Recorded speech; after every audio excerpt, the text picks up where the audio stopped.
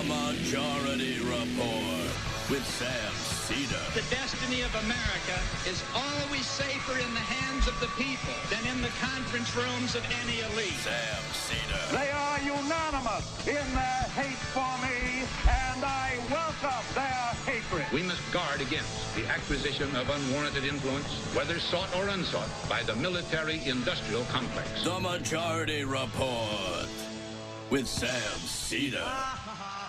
Ever get the feeling you've been cheated?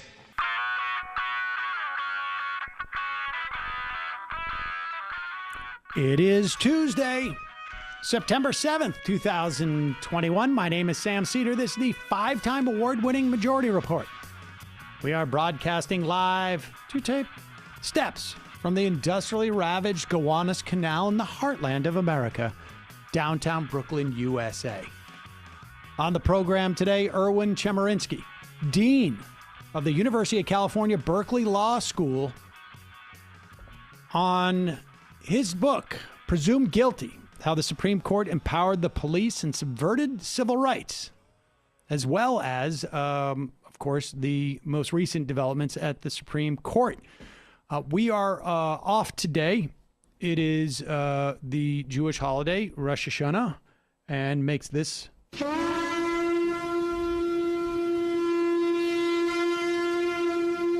that much more appropriate. For those of you who celebrate, Happy New Year. For those of you who don't, still have a new interview for you today with Professor Chemerinsky, or I should say Dean Chemerinsky, on both his book and, of course, the recent ruling by the Supreme Court regarding the abortion ban in Texas, and frankly, the use of the shadow docket and what that speaks to, what's happening. And of course, the California recall, I guess, on some level. So listen to this interview. We will be back live tomorrow. Enjoy. We are back, Sam Seder, on the Majority Report. It is a pleasure to welcome to the program Erwin Chemerinsky. He is the Dean of the University of California, Berkeley Law School, and his most recent book is Presumed Guilty, How the Supreme Court Empowered the Police and Subverted Civil Rights. Welcome, I think, back to the program, is safe to say. It's been a couple of times over the years. It's a pleasure. Thank you for having me back. This is a fascinating history of the relationship between policing and the Supreme Court in this country. I didn't realize really. I don't think I realized how much the Supreme Court. I guess I shouldn't have been terribly surprised, but how much the Supreme Court has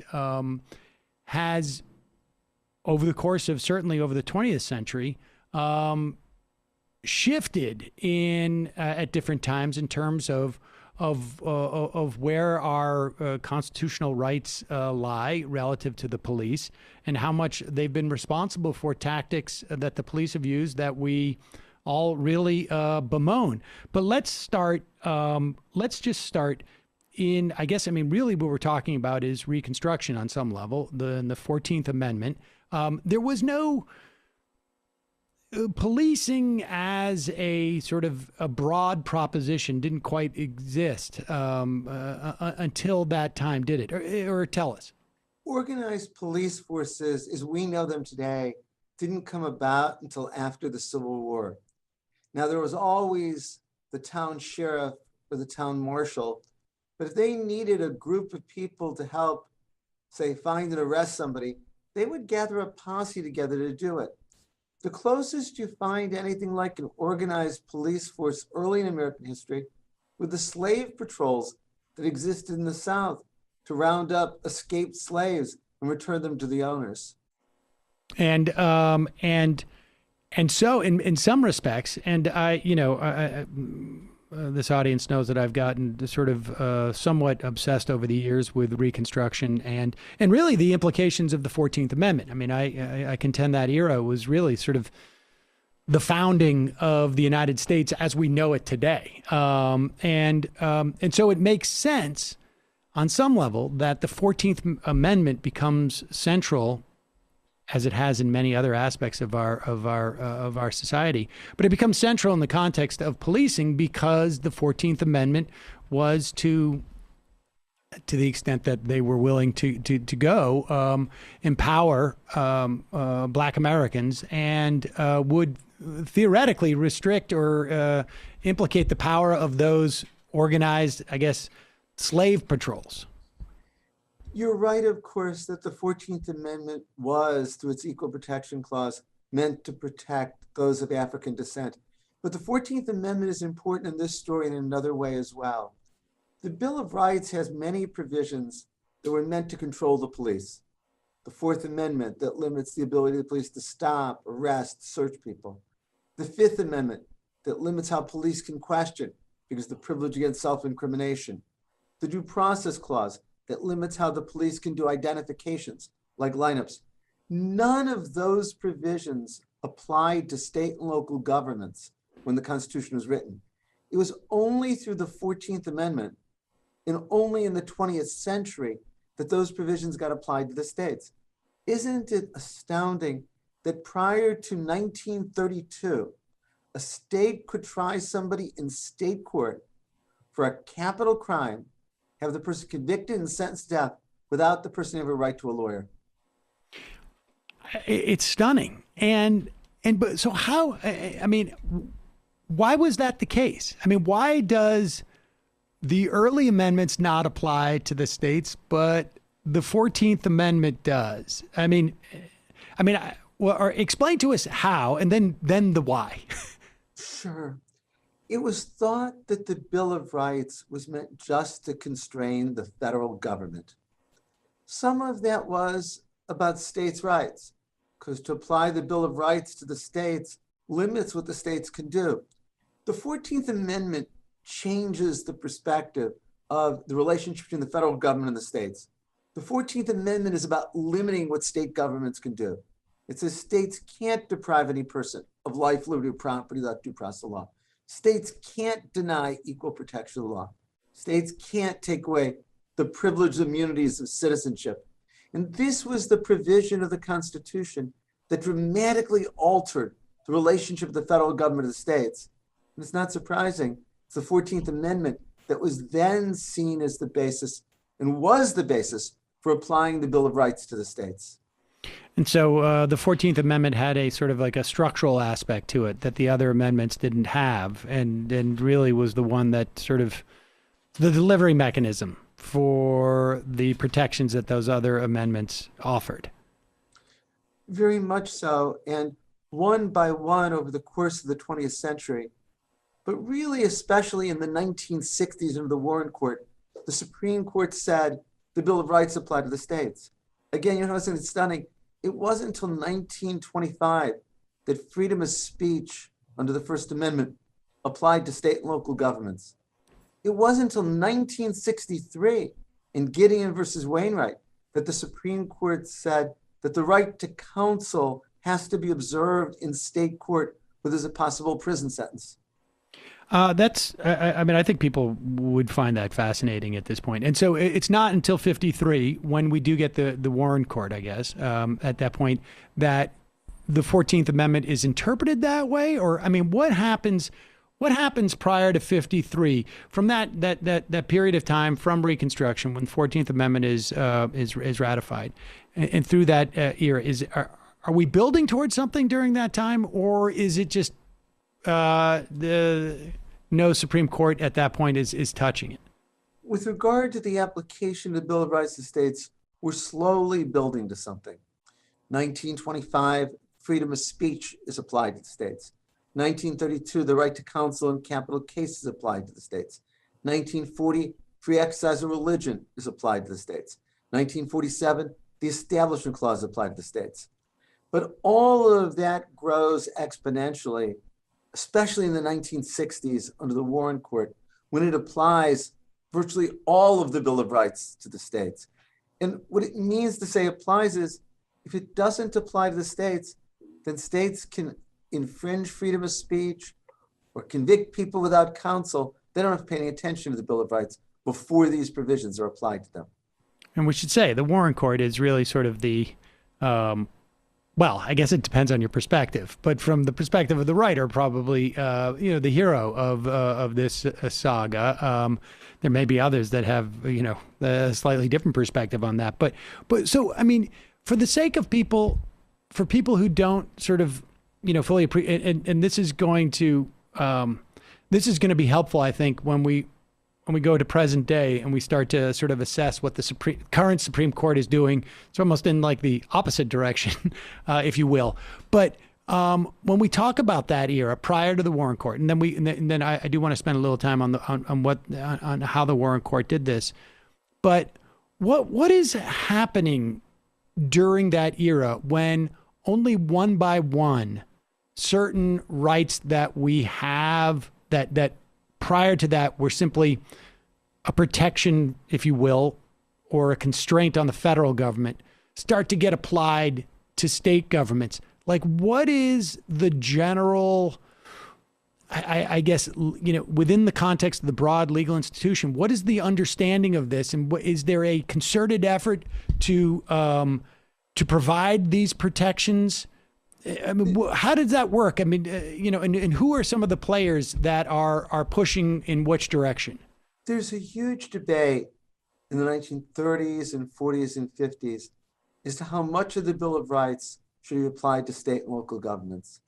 On one side, you had justices like Frankfurter and Cardozo who didn't want to apply the Bill of Rights to the states. So as recently as 1942, the Supreme Court said there's no right to counsel in non-capital cases in state court. And their reasoning was we shouldn't be constraining the choices of state governments. We should be respecting states' rights. On the other hand, you had justices like Hugo Black and William Douglas, who said the Bill of Rights are the fundamental liberties that every person possesses, and we shouldn't allow states to interfere with them.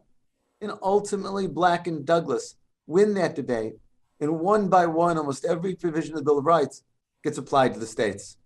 And so when we're talking about someone like Frankfurter, I mean, like what was the, I mean, I hear the rationale that was the rationale simply like this was never intended to protect citizens from other entities? I mean, I don't know that I fully understand the logic there, that there's something fundamentally different between a federal government and a state government, except for maybe in that era, there was a sense of like, we're a confederacy as opposed to a federation. Like, I don't understand how one can think that you have a certain sort of right that exists. Does that interpretation by Frankfurter suggest that he believed these were not rights that people had and were, but rather this was simply a limitation on the federal government? Exactly. They believed that the original understanding was that these were limits on federal power, not statement of rights that all individuals possess. And they believed that state constitutions would provide protection against state and local governments, and the Bill of Rights was necessary for protection against the federal government. Well, we came to realize that state constitutions weren't providing protection. Also, I think that came to be much less concern about protecting states and state autonomy for the sake of its own protection. And I think that made the court much more willing to apply the Bill of Rights to the states. If you believed that the Constitution was only something that was written not as an expression of the rights of people who are citizens, but rather a limitation of this one specific entity, why wouldn't you think that states could simply protect these people and is subservient to the federal government? In other words, the federal government says like, okay, you don't have a right to counsel. We're not going to provide that for you. And the state could say, well, we override it. The federal government you want to come in and do a case? If it's going to happen in the case, in the state of Connecticut, they need to have counsel. The states always can provide more rights than the U.S. Constitution. And as I describe in the book, there are many instances where the Supreme Court has refused to use the US Constitution to control the police, but state Supreme Courts have interpreted state constitutions to do so. But to go back to where we started, the original thinking was the Bill of Rights would protect people from the federal government, state constitutions protect people from state governments. Now, the reason this matters in terms of policing is there was no federal policing in the 19th century.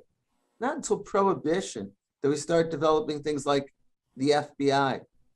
Policing was done at the state and local level, and if the Bill of Rights didn't apply to state and local governments, then there wouldn't be occasion for the Supreme Court to deal with policing issues. And that's why for over 100 years of American history, you don't have Supreme Court decisions about limits on the police to go to the Fourth Amendment search and seizure, or limits on the police from the Fifth Amendment in terms of police questioning. That's interesting, and it almost dovetails into what we saw this week coming out of Texas, or at least it raises some of those questions. All right, but sticking with this timeline, and then in 1953 we have the Warren Court, and the Warren Court was only around for less than a decade, but it did a lot of work in terms of providing people protection from the states and from excesses of law enforcement. It's a little bit more complicated in that the Warren Court began in 1953 and continued until 1969. Oh, okay. But it was really only in 1962 when Felix Frankfurter died and was replaced by Arthur Goldberg that there was a liberal majority on the court. And so when we think of the Warren Court with regard to controlling the police, it's in that window. I'll give you examples. 1966, Miranda versus Arizona, the famous Miranda warnings that police have to give when they question people. 1963, Gideon versus Wainwright, the requirement that state provide attorneys in state court to anyone who's facing a possible prison sentence. But even for the Warren Court, the story's more complicated because it was the Warren Court in 1968, the moment when we had the most liberal Supreme Court in history, where the court approved police engaging in stop and frisk without needing probable cause. And that did so much to contribute to racialized policing and racial profiling in the United States. What were the forces that, what was the justification for something like that? I mean, and I guess, how much of what was going on in society, like what were the forces, what was the rationale, and then maybe what was the impetus is the way I should ask that. I discussed this in the book. I spent a lot of time researching and thinking about it. Why was it that the most liberal court in history gave the police such power? Earl Warren wrote the opinion. He was the author of Brown versus Board of Education. William Brennan, the liberal lion, was in the majority. Thurgood Marshall, the greatest civil rights lawyer in American history, was in the majority. It was an 8-1 decision with only Douglas dissenting. And I think you're absolutely right to look at what was going on in society at the time. The Warren Court decisions limiting the police were strongly criticized as handcuffing law enforcement. Miranda versus Arizona, for example, was lambasted by the police that would impede them being able to catch dangerous people. The exclusionary rule that said that evidence gained illegally by the police couldn't come into trial was said to lead guilty, dangerous people to go free. Terry versus Ohio was 1968. There was a time when there'd been riots in cities across the country, Newark, Detroit, Chicago, Los Angeles. Richard Nixon was running for president that year on a platform of law and order, that he was going to appoint strict constructionists to the court. And I think all of those pressures led to even the liberal Warren Court to empower the police. I mean, that's really stunning because it also, everything that you're talking about too is highly racialized, right? I mean, so there must have been, there must have been an incredible awareness of how racialized that decision was. I mean, it's really stunning. The NAACP Legal Defense Fund filed a brief in Terry versus Ohio saying allow the police to stop and frisk without probable cause will tremendously legitimize race-based policing. Justice William Douglas in his dissent made this point. So it's not that it wasn't seen at the time, and yet all of the pressures of the moment led the Supreme Court to empower the police. Indeed, Terry versus Ohio itself involved two men who were walking up and down a public sidewalk, and they were observed by a police officer who thought they might be casing the joint. The two men were black, the police officer was white. The two men weren't doing anything but walking down a public sidewalk. Nothing illegal about that. But the Supreme Court allowed the officer to stop and frisk the men, said it didn't violate the Constitution. And how long did that regime, I guess, last? I mean, it lasted quite a while. Stop and frisk through today and into the future. It remains the law to this day that the police can stop somebody without needing probable cause, so long as there's a reasonable basis for suspicion, and can frisk the person so long as the police suspect somebody has a weapon. The reality of this is the police can now stop anybody virtually anytime they want, and all the officers just say, I saw a suspicious bulge, and that justified the frisk. And we know that the police use this power in a very racialized manner. Just to be clear, there's a distinction between probable cause and reasonable suspicion.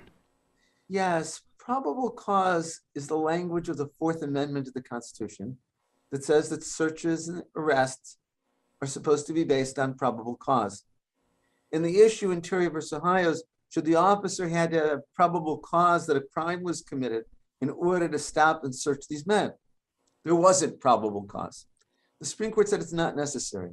The Supreme Court said a much more lenient standard is to be applied, reasonable suspicion, that hasn't been defined to this day. But that's still the standard. And it really is a standard that makes it easy for the police to stop anyone anytime they want and then frisk them. How did they justify creating a sort of new standard that is subsidiary to the high bar that the Constitution states, A, and B, in New York, where we've had some judges push back on that? Is that because it was a state judge, or what was it? How are these limited? I am very critical of the Supreme Court ignoring the language of the Constitution, probable cause, and then creating a much lesser standard. The Supreme Court did so explicitly to empower the police and make it easier for the police to combat crime. There was a lawsuit in New York that you're alluding to, Floyd versus City of New York, that challenged the way the NYPD was doing stop and frisk, saying that it was race-based. And they gathered statistics from over a decade, and I present these in the book, that show the tremendous disparity in stops for Blacks and Latinos compared to whites relative to their population and holding everything else constant. It was clear that the federal district court judge was going to rule against the city, and the city decided to settle with the plaintiffs and agreed to end stop and frisk by the NYPD.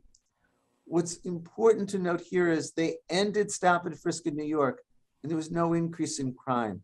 We don't need to give the police that kind of tool in order to be able to have effective law enforcement. Okay, and so following the Warren Court, we get the Berger Court, and things start to really, I guess, continue on that trajectory from stop and frisk, and it's a trajectory that remains today. The Berger Court, the Rehnquist Court, the Roberts Court have all very much empowered rather than limited the police. You know, I said, and it might have sounded like hyperbole, the police can stop anyone at any time. Let me give you an example of a case. It's from the Rehnquist Court in 1996. It's a case called Wren versus United States. It involved a couple of men who were driving in Washington, D.C. Police car said it saw the men in their car stop an unusually long amount of time at the stop sign. They would stop 25 to 30 seconds. The officers on the basis of that decided to follow the car. At one point, they saw the car turn without a turn signal. So they pulled over the car, ordered the driver and the passenger out of the car, searched the area of the car where they had been, and found illegal drugs. The stop for the traffic violation was obviously a pretext. In fact, in DC, undercover officers aren't supposed to enforce traffic laws. Nonetheless, the Supreme Court said that it was permissible, that the evidence gained could be admitted in court. The Supreme Court said, once the police see a traffic violation, they can pull a car over, even if it's a pretext for wanting to say a search for drugs. Well, if police follow any car for even a short amount of time, they'll observe a traffic violation. Somebody going a mile over the speed limit, turning without a turn signal, stopping at a stop sign but not quite long enough, driving what the officer regards as recklessly. Then the police can order the people out of the car and search that area of the car. That's why I say police can stop almost anyone anytime they want. In 1983, there was also a ruling that essentially allowed for chokeholds. Tell us about that. Of course, it's the chokeholds that killed George Floyd, Eric Garner, and so many others. The case you're referring to is City of Los Angeles versus Lyons. It involves a 24-year-old black man, Adolph Lyons, who was stopped by Los Angeles police officers late one night for having a burnout taillight. Lyons was ordered out of his car. The officer slammed Lyons' hands above his head onto the roof of the car. Lyons complained that the keys he was holding were cutting into the skin of his palm. The officer thought that Lyons was, quote, mouthing off, so administered a chokehold on Lyons. Literally, the officer put his forearm around Lyons' neck and squeezed until Lyons was unconscious. He awoke. He had urinated and defecated. He was spitting blood and dirt. The officer gave him a traffic citation and allowed him to go. Lyons did some research and discovered at that point 16 people in Los Angeles had died from police use of the chokehold, almost all like him, black men. Lyons sued the city for an injunction to stop police from using the chokehold, except if necessary to protect the officer's life or safety. But the Supreme Court ruled that Lyons could not bring this suit. The Supreme Court said Lyons could not sue because he could not show that it was likely that he personally choked again in the future. Well, no one can prove that the police are likely to choke them in the future. So no one can sue to stop that kind of abusive police behavior. Had the Supreme Court come out differently, maybe George Floyd and Eric Garner wouldn't have died. Some cities have now outlawed police use of the chokehold.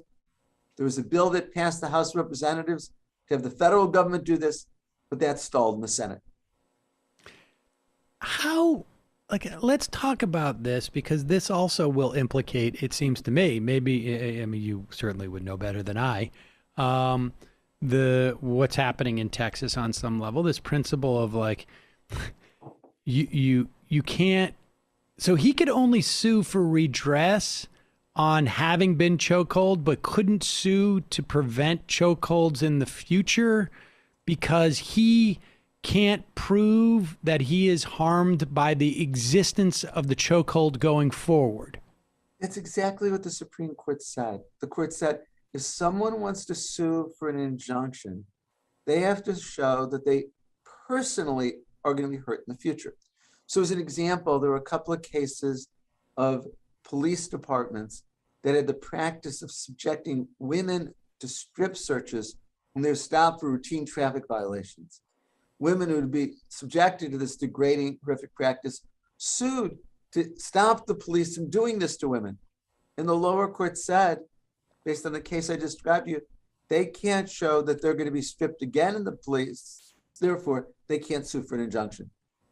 And that is, I mean, that is a principle that remains, I guess. It must be applied across other, I mean, how you can't. You can only sue for an injunction if you can show it's likely to happen to you in the future. So there was a Supreme Court case 8 years ago that involved a federal law that allows the National Security Agency to intercept communications between people in the United States and certain designated foreign countries. The NSA can listen to the calls, read the email. And so a lawsuit was brought by some lawyers. They said, we have clients in these countries. We can't talk to them and protect the attorney-client privilege unless we now go see them. There's some journalists as part of the lawsuit, some business people. The Supreme Court ruled that the case had to be dismissed because none of the plaintiffs could show that their conversations were likely to be intercepted. The NSA doesn't tell people when it's going to intercept their communications. So you can't have like a class action. I mean, you can't have we don't know which one of us 500,000 people who live in this city are going to be subjected to the chokehold, but we know one of us will, and that doesn't work. That's not good enough. It's not good enough to say, we know that this large group will have some subjected to the practice. We just don't know which one. And no, it can't be a class action because the law says the named plaintiff in the class action must meet the requirements for standing. And of course, no named plaintiff can show that he or she is likely to be choked again in the future. All right. So, I mean, this is the state where we are, and people can, I think, sort of surmise that the Supreme Court has, and but for a half of, let's say, the Warren Court, the Supreme Court has at least allowed, if not in some ways encouraged, some of the worst excesses of policing in this country. But there is a remedy for all of this. And correct me if I'm wrong, which is this could be fixed by statute. You're absolutely right. Congress by statute, state legislatures by statute, city councils by ordinance can fix what we're talking about. So we gave the example of the chokehold. The chokehold by police could be prohibited at any of these levels. All of these levels could adopt laws that say, for instance, that there can't be racial profiling and require police to record the race of everyone who they stop. All of these levels of government can impose restrictions on policing to stop other kinds of abuses that lead to death. So yes, there are alternatives to the Supreme Court that can bring about controls on the police. All right. So with all that said, and I think it's a whole nother, I guess, book. Maybe not your book to talk about the reluctance of our lawmakers to pass these curbs on the police in this country, but they can do it.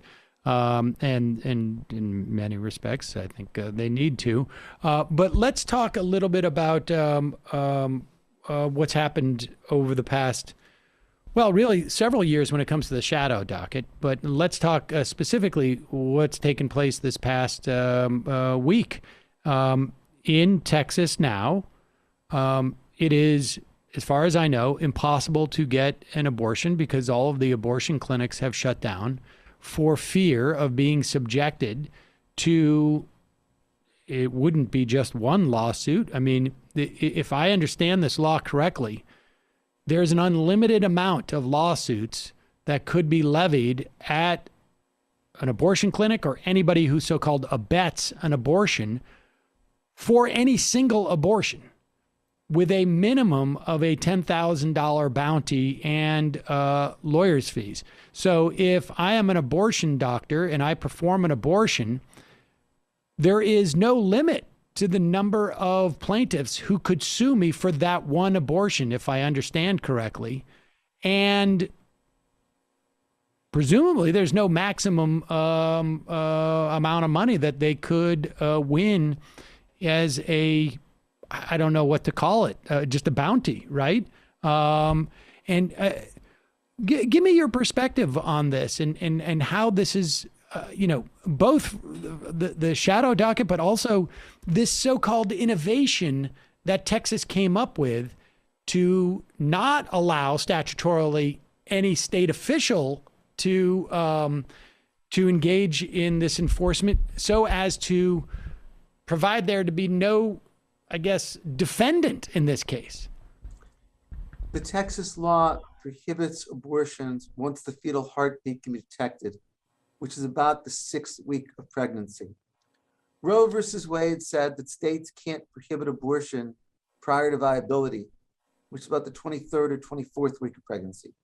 The Texas law is blatantly unconstitutional. Texas did not have this set up as a criminal law where its prosecutors would enforce it, or even a law where the state would bring civil suits. The reason is that if the state plays a role in enforcement, then its officers can be sued for an injunction to keep them from taking action. What Texas said is, we'll authorize civil suits, and then there's no one who can be sued to have the law declared unconstitutional.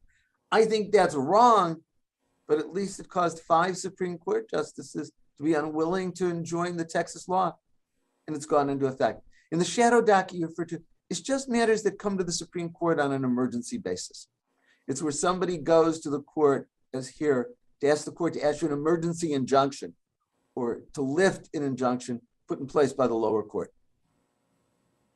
Let's just start with the governmental official who is enforcing or engaged in anything to do with enforcing that law. Aren't judges governmental officials? But you can't sue a judge for even an injunction. The federal statute, 42 United States Code, section 1983, was amended to be explicit that judges cannot be sued for an injunction.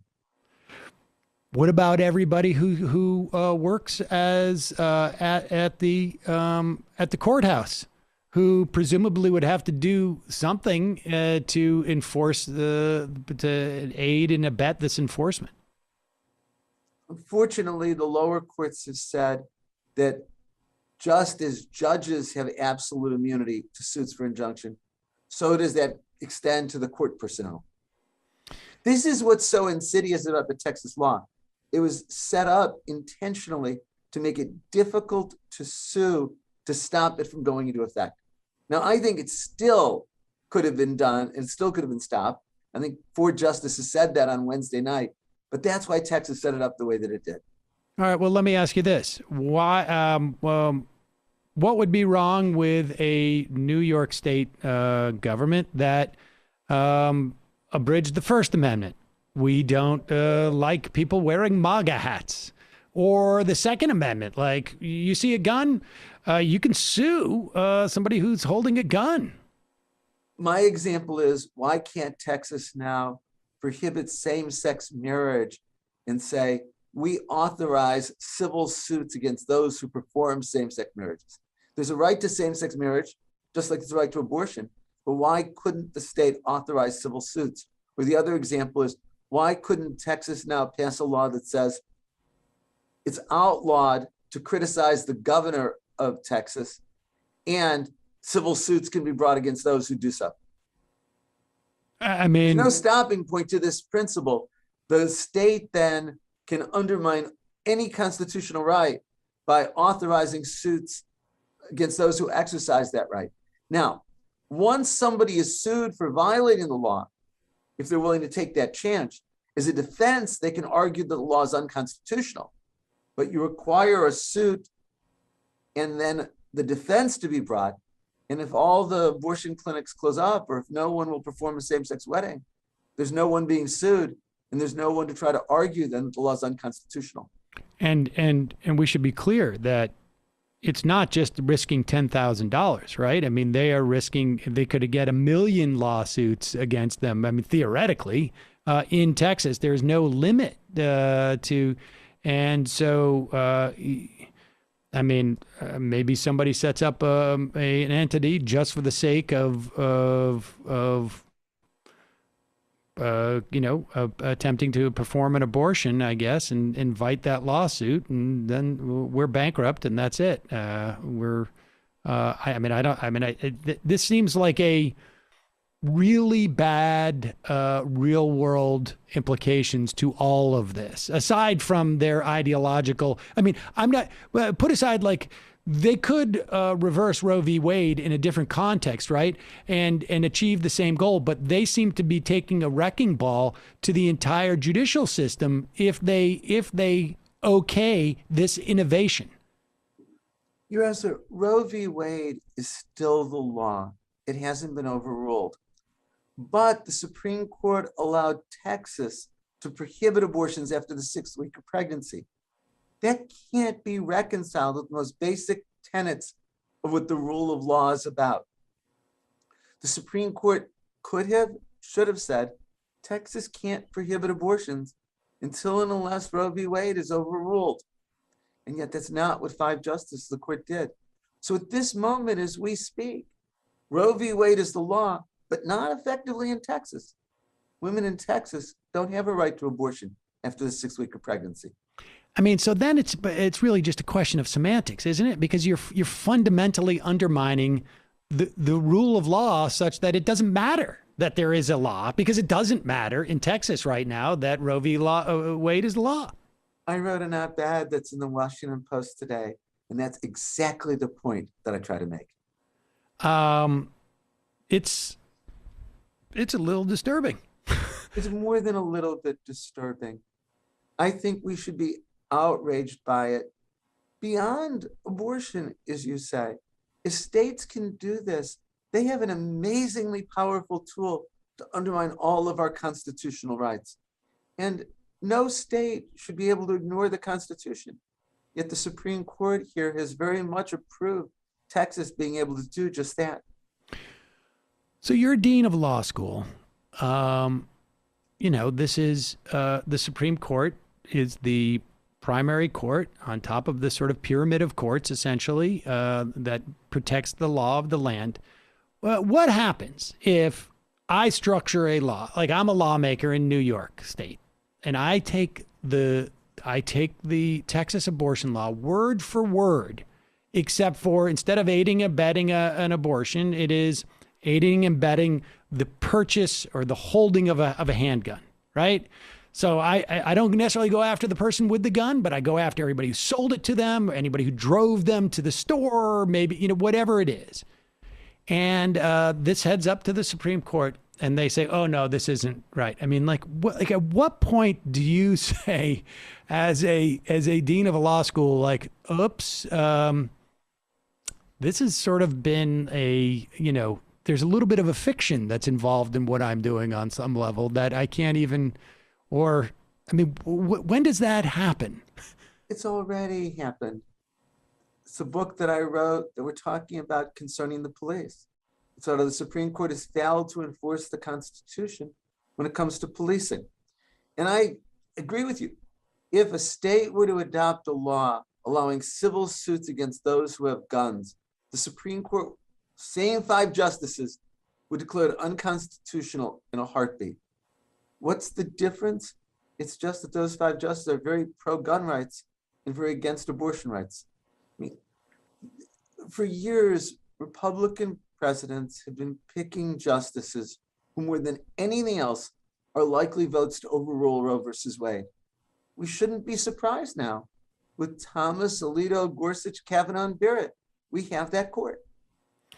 All right. I know you've got to get going in just a minute or two, but let me just ask you, you've written a piece that the California recall is, in fact, unconstitutional. Let us tell us that argument in the elevator pitch, I guess, version. Sure. On September 14th, California voters will vote on 2 questions that are both on the same ballot. One is, should Gavin Newsom be recalled? Until the most recent polls, that was very close. And if he was going to lose, he was going to lose the 48 or 49% of the vote. If he is recalled, then on the second question, we vote who should replace him. And whoever gets the most votes becomes governor. In the most recent poll, the person who's leading has 18% of the vote. So if Newsom loses, what's going to happen is 48 or 49% of the people are going to want Newsom, and 18% are going to want the person who gets the most votes on the second question. but that's the person who's become governor. To have somebody with 18% become governor when the majority, or at least 48 or 49%, want somebody else is nonsensical, anti-democratic, and unconstitutional. And we should say, and Newsom's now allowed to be on that second question of the ballot. I mean, That's correct. And so what makes it I know you got to get going, but the unconstitutionality is that the votes of the people who voted to keep Gavin Newsom in office have less value than the 18% who vote for Larry Elder. I apologize for the phone ringing and that I didn't know where to stop it, but you're exactly right. And that was the point that Aaron Adlin and I were trying to make in the op-ed piece. Well, I can't thank you enough for joining us today. The book is, I got it right here. Forgive me. I can tell you. Oh, wait, I have it. Sorry. Guilty. It is, please allow me. Presumed Guilty, How the Supreme Court Empowered the Police and Subverted Civil Rights. Erwin Chemerinsky, we will put a link to that at majority.fm. Thank you so much. Really appreciate your time today. Thank you so much for having me. Really appreciate it. Well, that's it for us today, ladies and gentlemen. We will be back tomorrow. For those of you who celebrate Rosh Hashanah, Happy New Year. For those of you who don't, it's just Happy Tuesday. And we'll be back live tomorrow, Wednesday, and then Thursday and Friday. So get ready. We will see you then. Thanks. It might take all the strength I got to get to where I want, but I know somehow I'm gonna get there. I wasn't looking when I just got caught between the truth and the lie bar. But finding out won't make me feel any better. Yeah, I know the clock is ticking, but the meds are gonna kick in, and my pilot light shining bright. I guess somewhere the choice was made for the option where you don't get paid, for the road that bends before it finally breaks.